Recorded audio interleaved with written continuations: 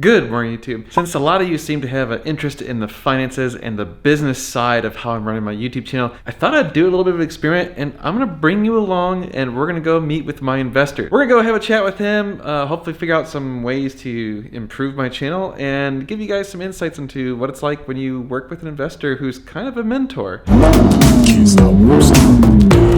Can't stop, won't stop. Can't stop, won't stop. Can't stop. So are you recording all of the nefarious activities? So how's life in here? This year has been the year of extremes. I've had some really bad lows. In the same week, my buddy and my dog died. Like, one of my best friends from high school and grade school died, and then my dog also died. And I was just like, life loves to kick you while you're down. And frankly, the YouTube stuff has not gone as well as I had hoped. So that's almost worse than anything to me. Everything else is good. It's just like, Yeah. You're living the dream. Except for the money part. except for the money part. That's the part that's killing me. Is I'm like, okay. And so here's what's driving me nuts is I feel like the quality of my videos is up, the content has been interesting, and then the YouTube algorithm has just been punishing me. Over the last few weeks, I've been trying to figure out, okay, how do I get my channel out of this rut? In April, I hit a bad lull, and I think we talked about it. So it was like starting to come out of the lull last time we met, and then I had a good couple of spikes, and then it kind of fell flat again for a little bit, and then I hired that kid to help me with thumbnails and clickbait and stuff, and after months of doing that, we stopped doing that because it wasn't really helping. And then a few big things happened. One, I had two massive YouTubers give me shout outs. I get pulled over and I'm put on live PD. So you've heard of that show? Mm-mm. So you know the show Cops, right? Mm. There's a show called Live PD. It's like Cops, but it's live. So that was good, but then I took that video and just got it out like the next day or like 2 days later, right? I just quickly edited it, threw it out there, and I was like, exposing Live PD and stuff. And that video has gotten me over 10,000 subscribers. Wow. So it's just a huge win. It's like, That's amazing. it's the single biggest video for my channel. Even though it doesn't even have that many views, it's got less views than the Asshole Cop videos, but I think I've learned so much from that incident on how to edit the video and present my story in the way I want, that people liked it, really liked the video. It was very positive. Most people are thumbs up, not thumbs down. I purposely asked a question of viewers so that they would comment, that even though I knew I said, how is it legal that they can record me like this, show my name and my, of course I know it's legal, and everyone's like, oh, the First Amendment, they lose their mind. And I'm just, Disengagement. but then they're commenting, right? So then I get tons of comments. So I was like, oh, that was brilliant, right? Yeah. Here's what's so crazy is, so I do stuff like that. I get pulled over. I get 10,000 subscribers, and it's awesome. I go on a huge rally, spending thousands of dollars on this rally. We drive across the country, and because I never get pulled over, that's terrible. Mm-hmm. It's like, okay, so lessons learned as of this point. Spending big bucks on big events, no ROI. Does not help the channel at all. So I'm done with that. No more rallies, no more big road trips, unless something else. Unless, for example, like Shell paid for me to do the one road trip and they gave me a bunch of money, so obviously that is worth it. Do you think that because there's a bunch of other content already like that out there, or why did those events not work? I think people just aren't as interested in that. They want drama or DIY stuff. Yep. From my channel. So they love when I wrench on cars, and they love when drama happens. My buddy bought that Ferrari, we pulled the engine out, rebuilt it, put it back together. That didn't get as many subscribers as being pulled over by the police once, which is frustrating as hell, because that's the kind of content Right. I want. But people did like that content. The other lesson there was we clickbaited it a bit, and people focused on the clickbait instead of focusing on the content. Like they were dissing you for clickbaiting the title? Yep, so I caught tons of shit just because we were doing a little bit of clickbait. What was the clickbait? So this one I still would argue isn't even that clickbaity, but we said we're doing a $25,000 major. And people are like, it doesn't cost $25,000, it costs $5,000. And it's like, well, they start at $5,000. They can cost $25,000, right? Like, there's a huge range here, Right. and you don't know. I think part of it too is that authenticity is kind of part of your image. Yep, And so, and especially when it comes to DIY stuff, like. I gotta be real about it. Yeah, you might be able to get away with some clickbaity stuff about stuff that isn't related to your core channel content, but that stuff like has got to be right. I think that's spot on. So here was another major low that happened actually this last week. So I thought we had like a perfect arrangement, like everything that we had talked about like was aligning. The stars were aligning. So I got a guy who's super awesome. He's a Ferrari technician for like 15 years. Knows Ferraris like that's all he knows, right? Like he just knows how to work on cars. So we became friends. We've been hanging out. He helped us with the 348, and then I started talking to him about like, hey, we should partner up. Like this was like everything we talked about. Like, hey, let's marry the YouTube channel to some tangible business.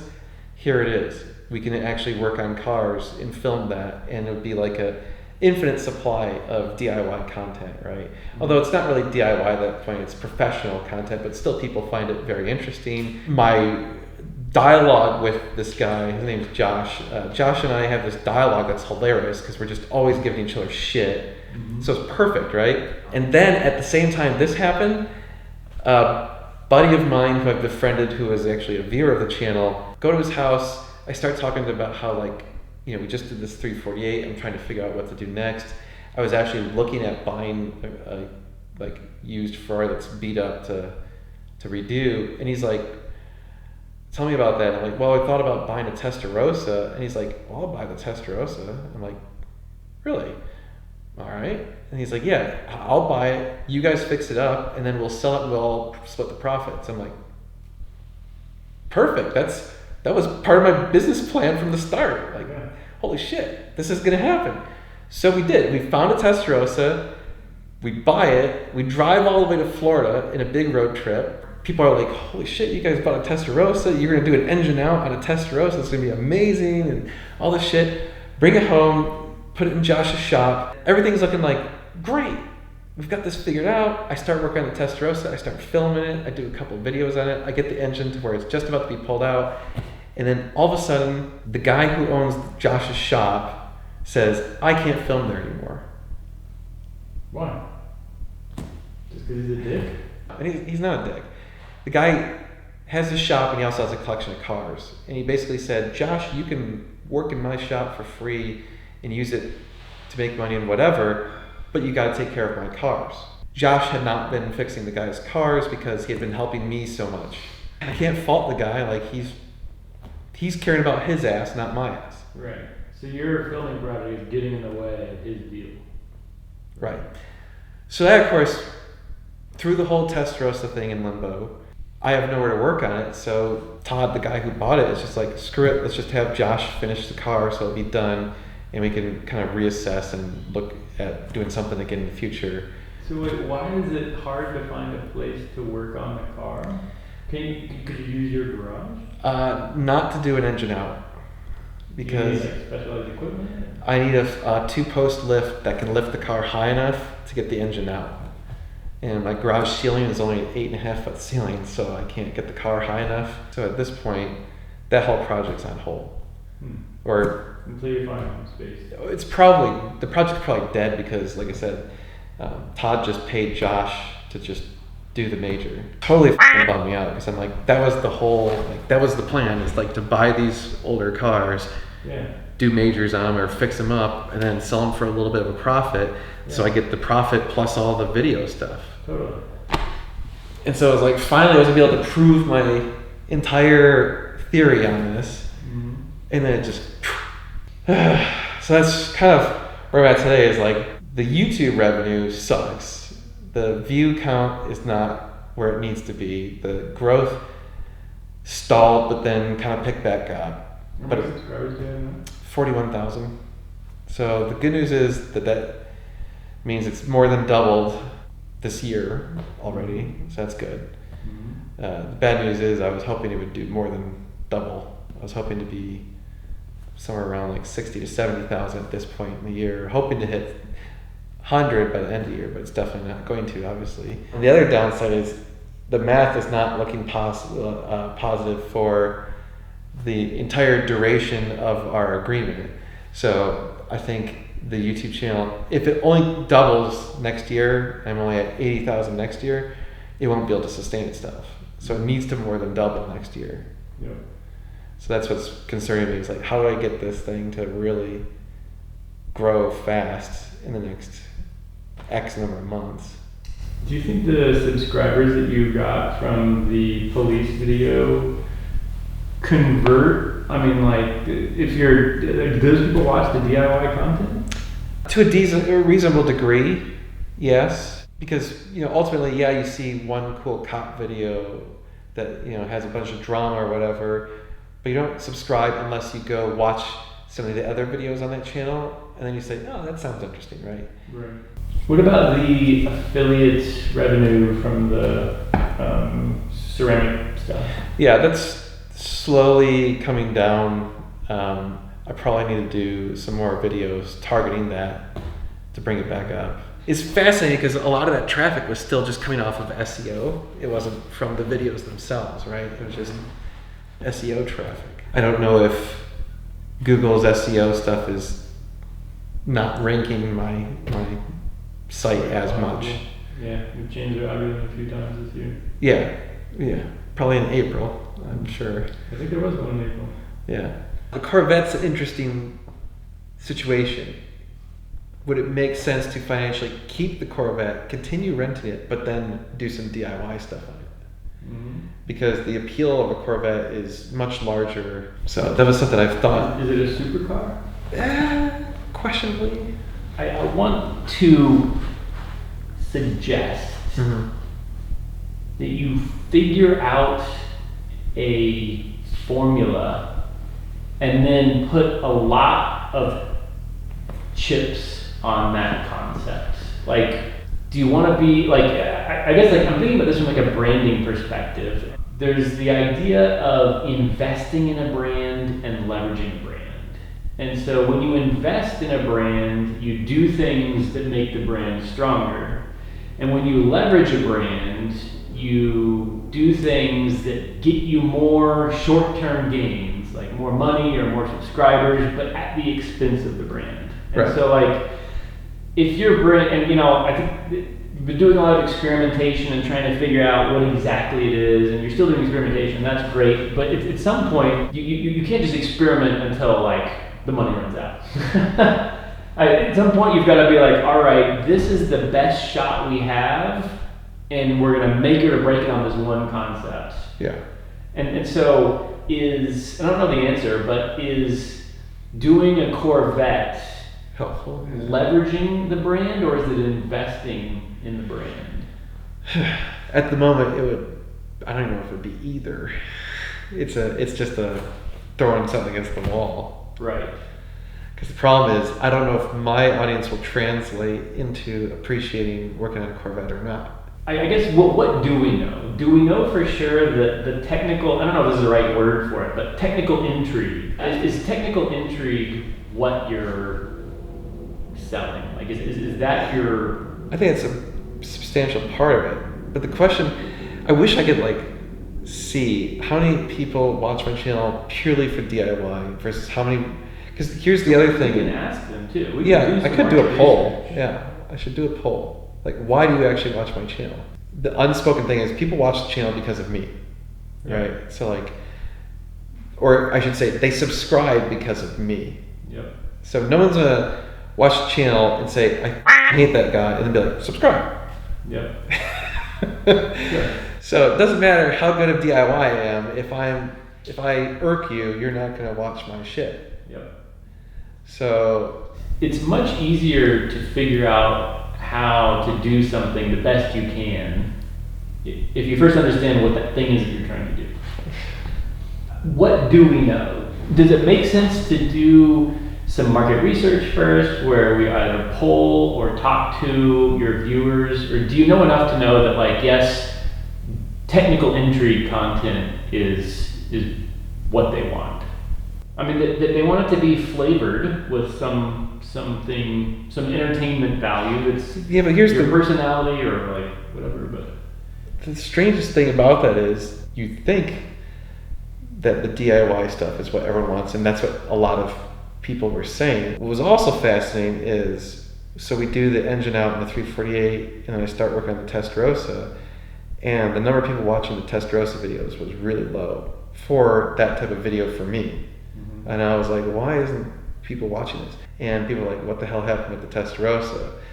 And so I said, here's what's going on. And so, don't expect us to be working on it anytime soon. I'm going to be doing more DIY stuff back in my garage at home.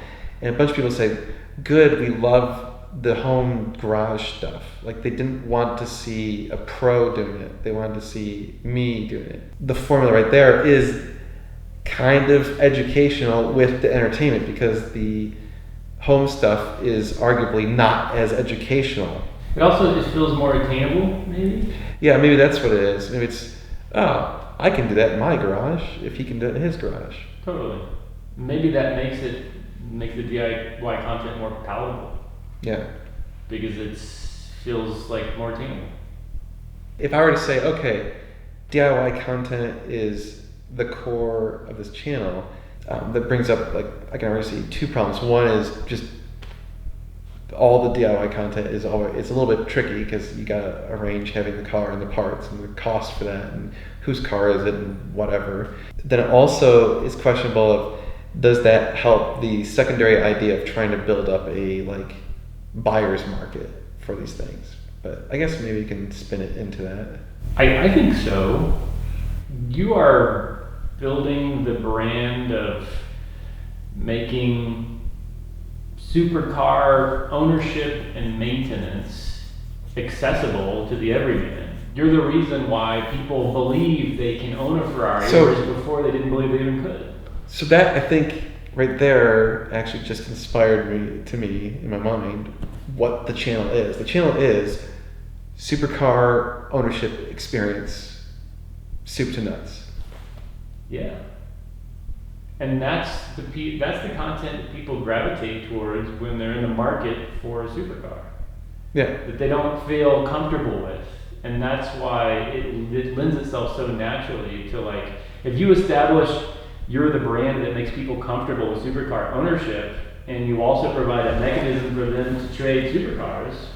Yeah. And, if they're concerned, is this the car for me? You can infuse some of that into your website by either having a premium qualified supercar that, you bless because you've run it through some multi-point inspection that you could do virtually even. I'd like you to be comfortable that you can clearly articulate what the content in 2020 looks like. Do you think you're close enough to that point where I mean, the irony is, I think I've basically been there, just not consciously said that's what I'm doing. So now I think to consciously be aware of that or be cognizant of the concept, I think would help me, because then I can say, I should not be doing that. That's not part of the brand. Totally. So you mentioned you still get a lot of people saying, hey, because of you, I became comfortable buying a supercar. How many comments like that do you receive? On a monthly basis? Yeah, quite a few. More than 10. More than 10 per month? Yeah, I'd say. So for each person that says that, there's 10 times as many who thought that, but didn't say it. Yeah, I'd say, let's be realistic, probably 5 to 10, somewhere in there. Sometimes more. Are you getting other unsolicited comments like that from people that are thanking you for something else? Sure. What are people thanking you for? I mean, people have said, even they didn't necessarily buy a Ferrari, there's been people who are like, oh, I changed my own oil on my Toyota because I was inspired to. This whole pushing out the how much money making video, tons of people are just trying to be supportive. It was really interesting. And throwing out ideas and hey, I've been watching you for, one guy was like, man, I remember watching you get laid off. And I can't believe it's already been a year, and the whole time I've been watching you and rooting for you, and to see you succeeding is awesome, and blah blah. And it's there's some people who are literally invested in me, in the success of Dan, which is fascinating, right? They're rooting for me no matter what the I'm doing. Yep. There's the core hardcore followers. They're rooting for you because you're giving them something that they want. Yeah, ultimately entertainment, right? Like that is ultimately what is being asked of me, is to entertain them in some way. I'm providing them an entertainment, whether that's escape from reality, education, various different purposes, but it's entertainment. Right. But it's a specific type of entertainment. It's supercar related entertainment. Yep. So what is your 2020 content strategy like? Before you came in here, I don't know if it's changed or evolved or clarified at all, but like, what was it? Yeah. What are you thinking that it is now? Going over the idea of doing more of these talking videos, just because of the ROI on them is better. DIY videos, talking videos, possibly doing some reviews. I think after talking to you now, I'm like, okay, I want to start scraping, get that content on my website, and start getting some SEO, and then start pushing people towards that. Which means I want to build up a series of videos of the soup to nuts concept. Build up that piece of technology, and then create a series of videos that promote that technology. Okay, makes sense. So I guess it's 4 things right now. I don't see at the moment a clear way to do another massive DIY project like the Engine Out stuff, just because I don't have a location. Mm-hmm. So if a location comes back to light, that might be another thing. Do you really need a lift to do an Engine Out? Yeah. What if you DIY'd the Engine Out in your garage without a lift? It's not physically impossible. You'd have to like. It's sketchy as That's drama. Yeah, but I don't want to die. So as you can see, this is why you need to have a partner when you're doing business. It's so helpful to have someone just to talk to bounce ideas off of, to cause your brain to just think outside of its current like loop. So you get stuck in these loops where you're thinking about the same things. And all it takes is someone who's got the right questions. And every time I talk to my investor, he's just got these amazing questions, and they're simple questions. They're not difficult, but he just asks them at the right moment, at the right time, to just snap you out of that loop. And all of a sudden, the next thing you know, you go, oh, that's what I need to do. Every time I talk to him, I feel better. I feel so much better about like, yes, this is how we're gonna do it. This is how we're gonna solve these problems. This is my advice to you. If you're seeking out an investor, depending on how you are in your business. So if you're a large company and you got a lot of things going, you just need money, that's one thing. But if you're looking to have someone who's going to help you actually grow and succeed in the channel, you need someone who's going to be more of a partner. So you almost want like a mentor. So make sure that the person that you're getting as an investment doesn't just give you money, but also is going to give you advice. I am speechless at how much I just feel like I learned about the status of my own company. All right, guys. Well, hopefully you found that a little bit insightful into what it's like having an investor. And I tell you, I am super lucky to have someone like this on board to help me, not just financially, but also mentally, and asking the right questions about business. So we're gonna be doing a lot of car stuff. Obviously, I'm super motivated now. I'm gonna go film 10 more videos. All right, you guys are amazing. We're gonna be doing a lot of car stuff. We got a lot of Ferrari stuff coming your way, so don't forget, like, share, and subscribe. If you're interested in talking more in this sort of stuff, let me know in the comments below. If you want some more insights into how to run a YouTube channel and what it's like behind the scenes, I can do that if that's what you guys are interested in. We're gonna be doing a lot of car stuff. You guys are gonna wanna stay tuned. It's gonna be sweet.